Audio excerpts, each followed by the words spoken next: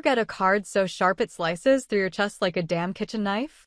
Not the kind that's meant to be cruel, not on purpose, maybe, but the kind where everyone's laughing and you're the only one bleeding.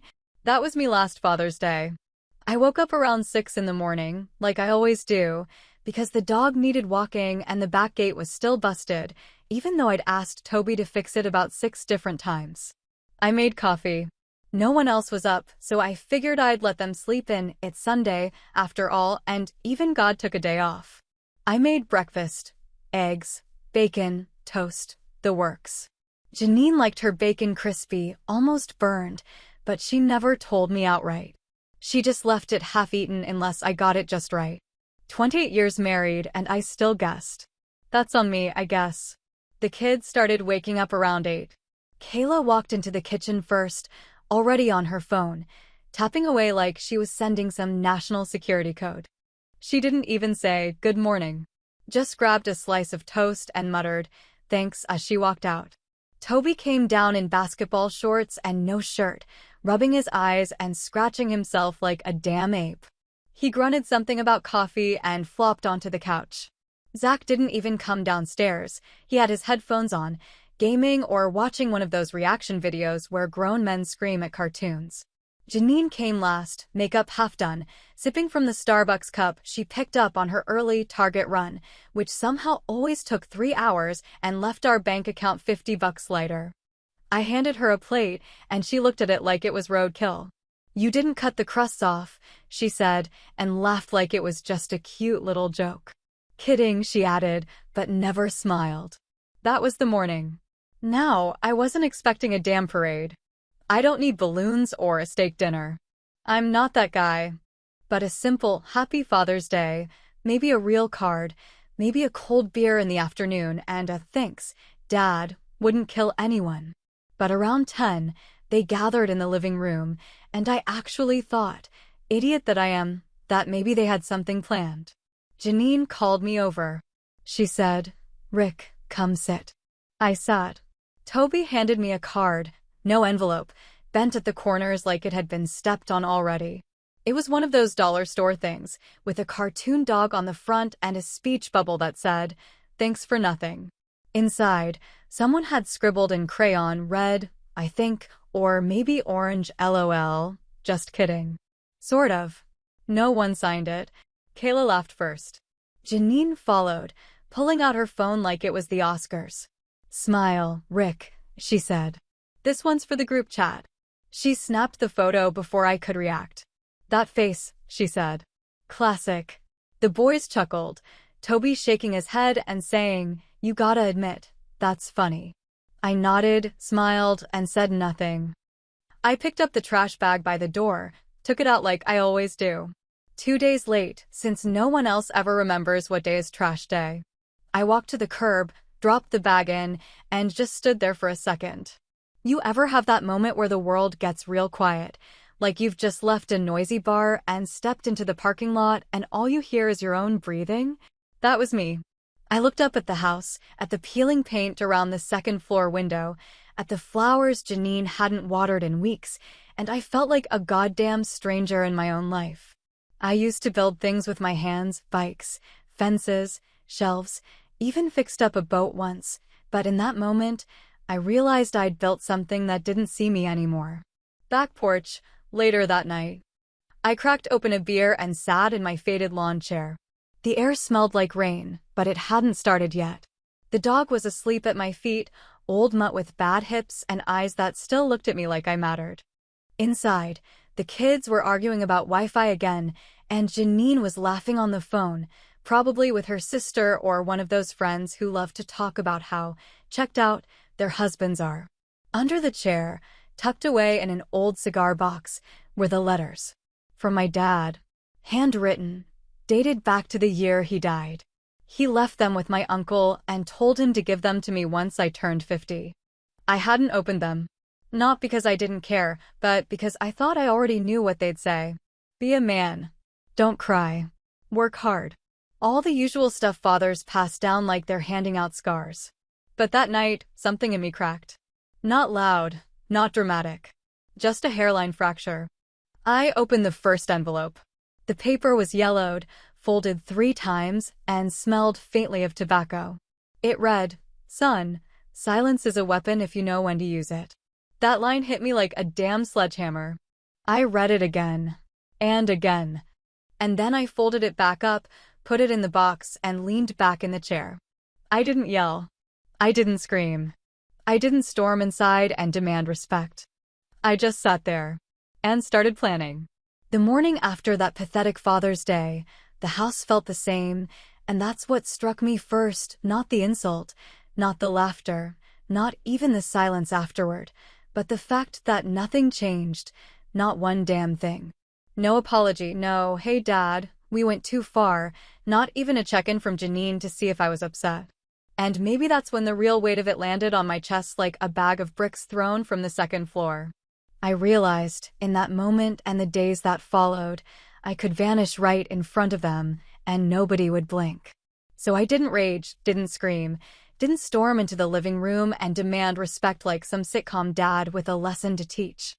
No, I smiled, nodded, took the trash out the next morning like I always did, and started planning my exit in total, brutal silence. You want to get someone's attention?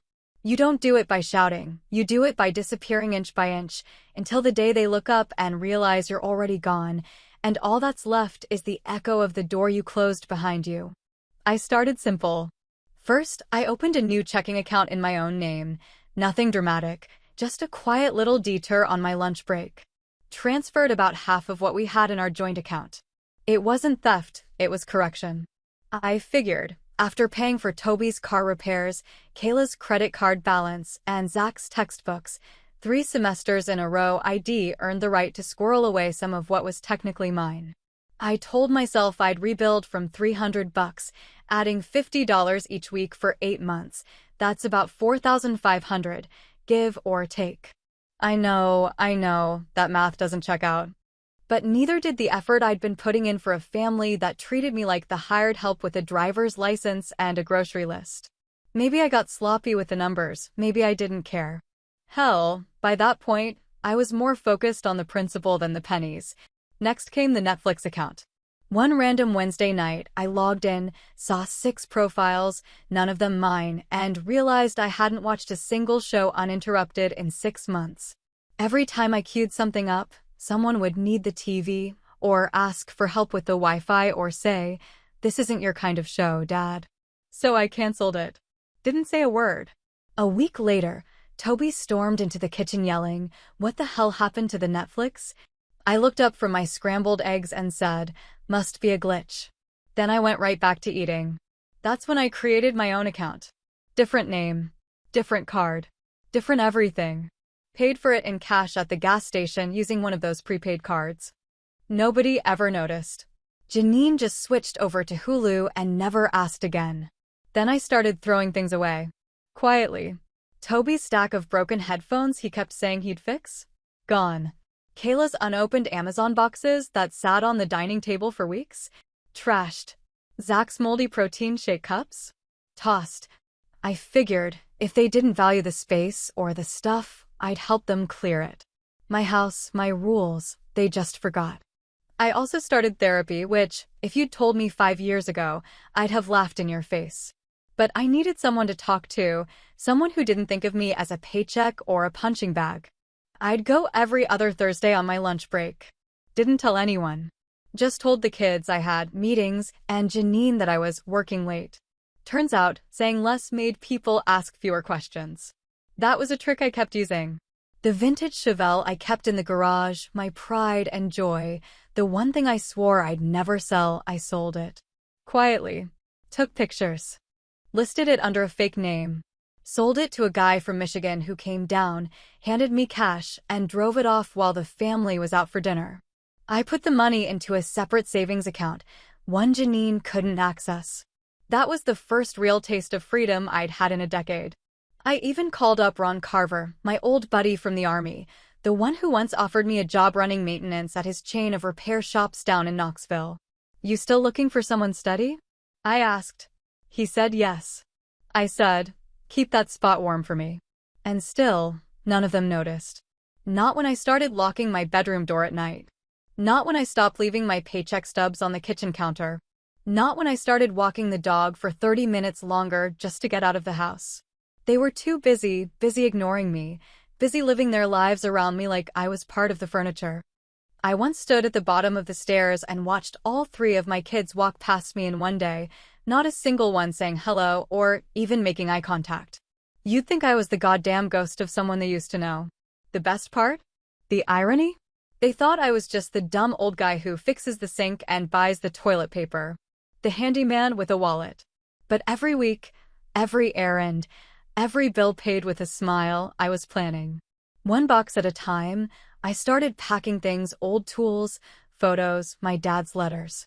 I even scanned our old family photos and saved them to a flash drive because I knew one day they'd all come asking, wondering where I went, and they wouldn't have a single picture left to cry over.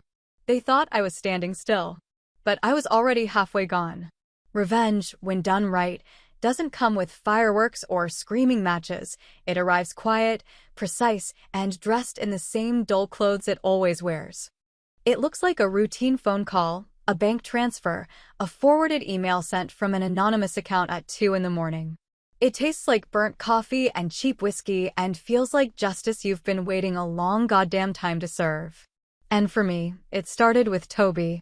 Toby, bless his entitled little heart, had finally decided he was too old to be living at home, which would have been inspiring if it hadn't come 3 years too late and entirely dependent on me co-signing everything from the application to the security deposit.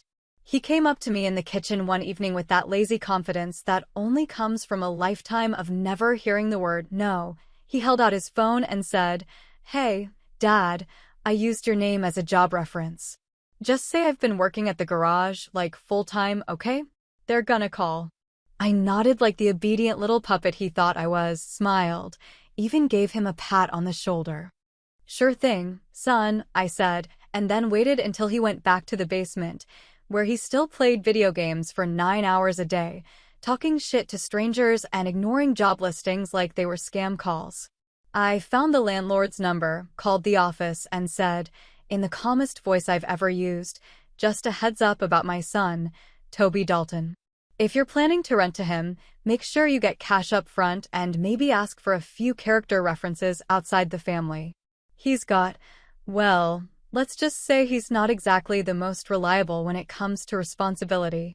There was a pause on the other end, a subtle shift in tone, and then a "Thanks, sir. That's good to know." Lease denied.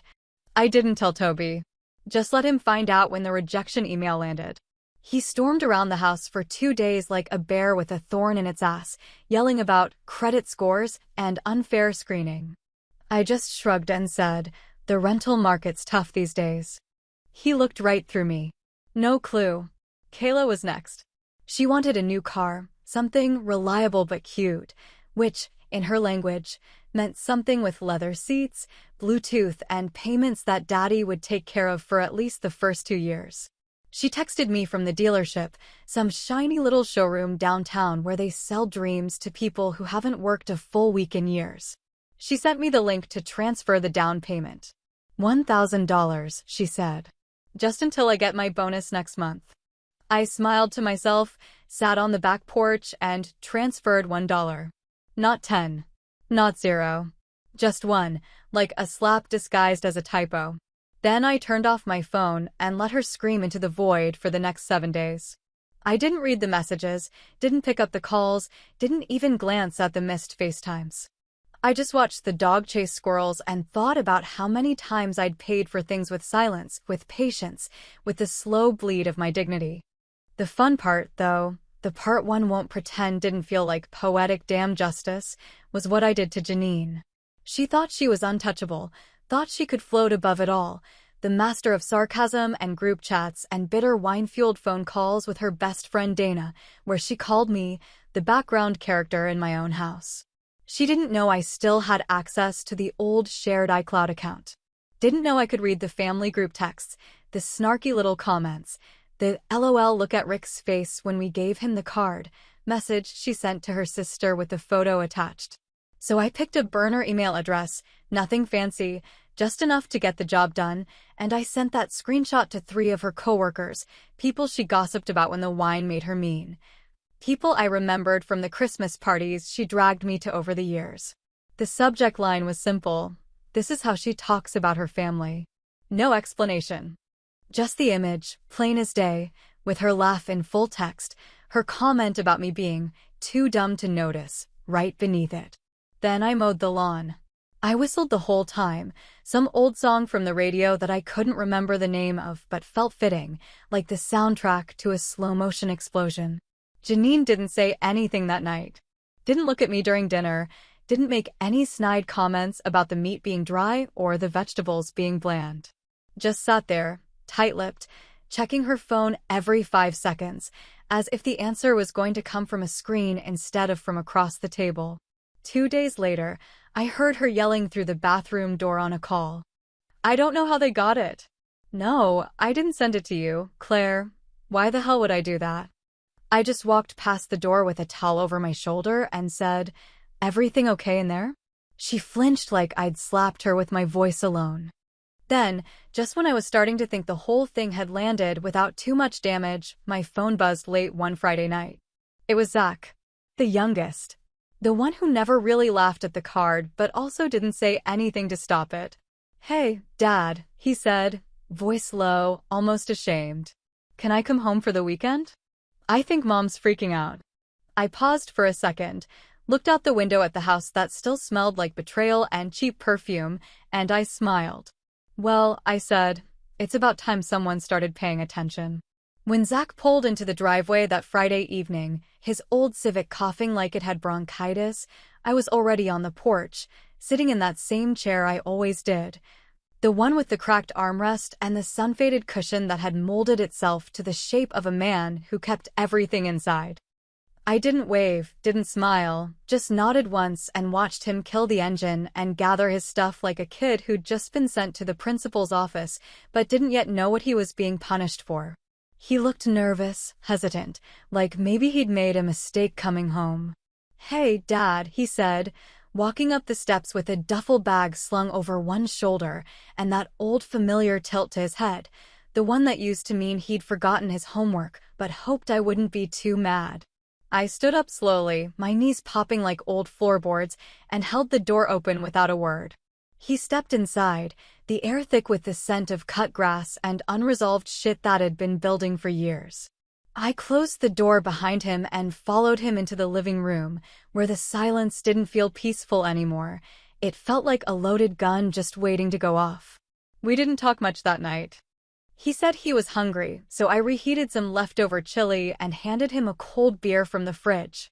We ate in front of the TV with the sound off, some rerun of a game show flickering in the background while neither of us said what we were really thinking. He asked how I was. I said I was fine. He asked if Mom was okay. I said I didn't know. That was the end of that. The next morning, he finally brought it up, the thing I'd been waiting for, the real reason he came. "Hey, Dad," he said, not looking at me, eyes on his phone like he couldn't even stand to ask it face to face. I checked the balance on my college account, and it's short. Like, by a lot. I took a sip of coffee and stared out the window, watching a squirrel dart along the fence like it had somewhere more important to be than here. I didn't answer right away, just let the silence stretch out like a rope pulled tight between us. Then I shrugged. "Thought you said you didn't need me." Zach blinked, confused. "What?" "You said it last year," I continued, turning to face him now, letting the weight of my words land like bricks on wet cement. "You didn't say it out loud, maybe, but you didn't have to. That card? That laugh? That silence? It all screamed the same damn thing. I didn't matter." He looked stunned, mouth open just slightly, like he wanted to argue, but couldn't quite find the angle.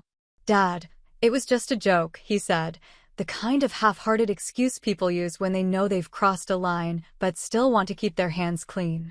"That's the thing about jokes," I said, voice low, even. "Sometimes they cost more than you thought." He didn't respond. Just sat there, holding his beer like it might explain everything if he looked into it long enough. And I almost felt bad. Almost. There was a moment, a flicker, where I saw that little boy version of him again, the one who used to climb onto my lap after soccer games and ask if he did good even when he missed every goal. But then I remembered that night. The card, the look on his face when they left, and he didn't say a damn word. That flicker? It burned out quick. Meanwhile, Janine had started unraveling. I could hear her pacing on the phone from 2 rooms away, her voice going sharp and breathless like it always did when the situation slipped out of her control. "I don't know what's going on," she said to someone. I assumed it was her sister, maybe Dana, maybe Claire, hell, maybe even my sister Brenda, though that would have taken real nerve. "He's different. He's being weird. He won't talk to me. He's doing things behind my back. I think he's having a breakdown." Brenda did call me, actually. Next day. Her voice was half concerned, half impressed, like she'd just seen a quiet neighbor punch someone in the face after years of mowing his lawn in silence. "She's worried about you," she said. I just grunted. "Are you okay?" she added. "I'm better than I've been in years," I told her. Then there was a pause, and she said something I didn't expect. "Rick, maybe you're not breaking down. Maybe you're just finally waking up. Maybe they should have been a little nicer." And that hit harder than I let on. That night, Zach stayed in the guest room, the same one where I used to keep my tools before Janine said it looked too cluttered. I lay in bed, thinking about everything: the money, the years, the words never said, the apologies never given. I didn't regret pulling the cash from his account. He'd learn. Maybe not today, but someday. The next morning, I woke up to find something on my pillow. At first, I thought it was a note from Janine, maybe some passive-aggressive dig or one of her suggestions disguised as advice. But no, it was a card. The same goddamn card. "Thanks for nothing," printed in that ugly cartoon font, still bent at the corners like it had been handled too many times. Only this time, someone had crossed out the words in black marker, hard and angry like they wanted to erase it from the earth. And underneath it, in Zach's handwriting, I saw 2 words that stopped me cold. "I'm sorry." And that was something I didn't expect. It had been exactly 1 year to the day since I stood on the porch of that old house and read my father's words in the fading orange glow of a dying Father's Day. A year since the card. Since the laughter. Since the picture that landed in the group chat like a grenade disguised as a joke. Since the last time I gave any part of myself freely to people who couldn't be bothered to say thank you without smirking. And in that year, I had done the one thing nobody thought I had the spine or the nerve to do. I left. I didn't make a scene. I didn't shout. I didn't write a long dramatic letter or smash plates in the kitchen like some sad movie cliché. I waited until they were all out of town, Zach at school, Toby at some music festival he couldn't afford, Kayla visiting a friend in Seattle, and Janine at a conference for work, which I suspected was more wine than work. And I packed up everything that was mine. I mean everything. Tools, photos, clothes, the dog's bowl, the goddamn lawnmower. I even took the batteries out of the remotes and the spare change jar by the laundry machine. I left nothing behind but dust and unanswered questions. The house was sold within 2 months. I'd prepped it in silence for weeks, painted over the scuffs on the walls, fixed the plumbing, even rerouted the upstairs shower. It was the most attention that house had seen in years, and it never said a word back to me. I listed it through a friend and closed fast. Took the money, paid off some debts, and bought myself a little place by the river, tucked just far enough out of town that nobody would drive past unless they were really trying to find me. Which, as it turns out, they eventually did. Now, on this new Father's Day, I sat by the water with a line in the river and a cooler beside me filled with cold beer and no expectations. The sky was soft gray, not stormy, just quiet, like the kind of day that doesn't want anything from you except your presence. The trees rustled behind me, and the occasional bird made noise in the reeds, but other than that, I was alone. And I was fine with that. Hell, I preferred it. I'd gotten a few messages in the days leading up. Toby called first, left a voicemail where he tried to sound casual, but I could hear the crack under his words. Something about wanting to grab lunch, catch up, just the 2 of us. I never called back. Kayla sent a long email. She always liked words more than actions, saying she missed me and that things feel weird without you around. She signed it, "Love you, Dad," like those words could patch a hole she helped dig with a grin on her face. Then Janine texted me. It wasn't a long message, just 5 words. "Can we come see you?" I stared at it for a while, letting it sit there on the screen like it might dissolve if I looked hard enough. Eventually, I replied, just as brief. "Not this weekend. Because this weekend, this one right here, was mine. For once, completely mine."